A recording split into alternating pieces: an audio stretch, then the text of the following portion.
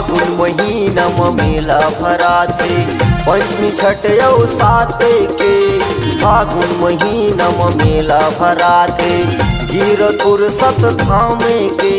चल चल चल मोर दीदी वो दर्शन पाबो गिर धाम के।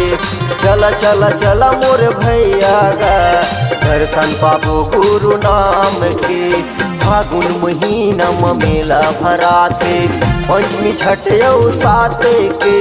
फागुन महीनम मेला भराते गिरपुर सत धामे में। चल चल चल मोर दीदी वो दर्शन पाबो गिर धाम के। चल चल चल मोर भैया गा दर्शन पाबो घासीदास के।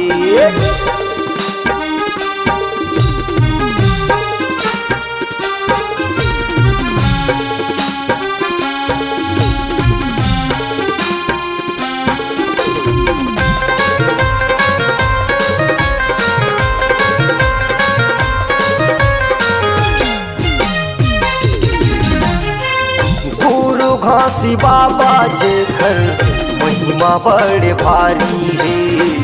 सत के जपैया है सत के पुजारी है।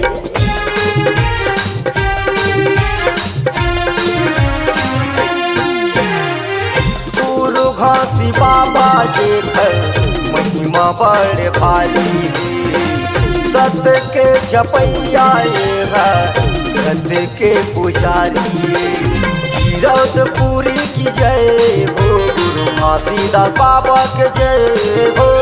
गिरौदपुरी की जय हो गुरु घासीदास बाबा के जय हो। चला चला चला मोर दीदी वो दर्शन पाबो गिर धाम की। चला चला चला मोर नोनी वो दर्शन पाबो घासीदास के।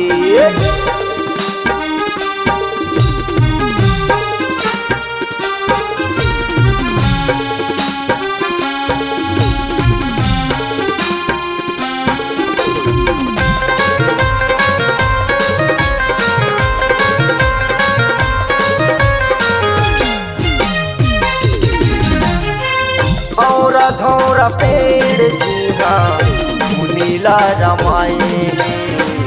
ज्ञान के गंगा बाबा गिरौदमा बहाए।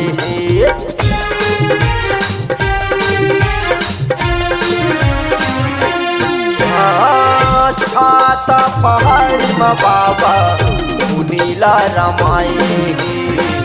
ज्ञान के गंगा बाबा गिरौदमा बहाए। छाता पहाड़ी की जय हो अमृत कुंड के जय हो। गिरौदपुरी की जय हो गुरु घासीदास बाबा के जय हो।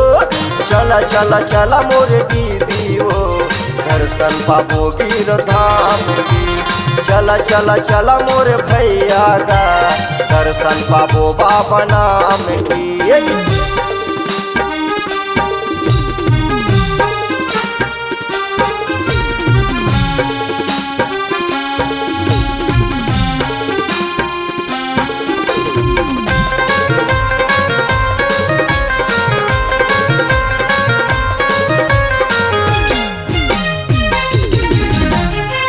चलना अज चलना महन चलना जाबो संग संग।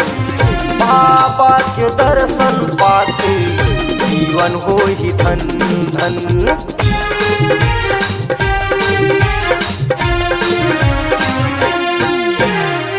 चलना अज चलना महन चलना जाबो संग संग। बाबा के दर्शन पाके जीवन हो ही धन धन। छाता पहाड़ी की जय हो गुरु घासीदास बाबा के जय हो। अमृत कुंड की जय हो गुरु घासीदास बाबा के जय हो। चला चला चला मोर दीदी वो दर्शन पाबो गिर धाम की।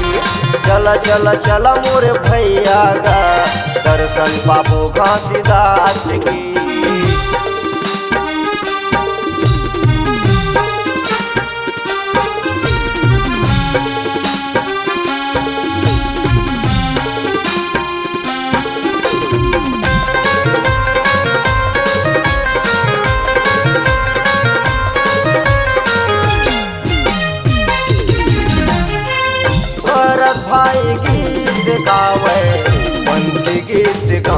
की सुन ले गुहार बाबा पूरा करबे आशा मोर।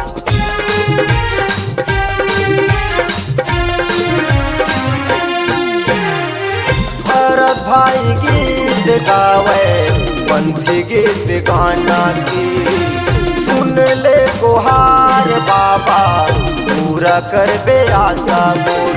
तपस्या करैया के जय हो ज्ञाने देवैया के जय हो कीरतपुर धामे के जय हो गुरु घासीदास बाबा के जय हो। चला चला चला मोर दीदी हो दर्शन पाबो गिरौत धाम की। चला चला चला मोर भैया गा दर्शन पाबो गुरु नाम के। फागुन महीना में मेला भराथे पंचमी छठ साते के। फागुन महीना में मेला भराथे गिरतपुर सत धामे में। चला चला चला मोर दीदी वो दर्शन पाबो गिरौत धाम के। चला चला चला मोर भैया गा दर्शन पाबो घासीदास की। चला चला चला नंदलाल महेन दर्शन पाबो गिरौत धाम की।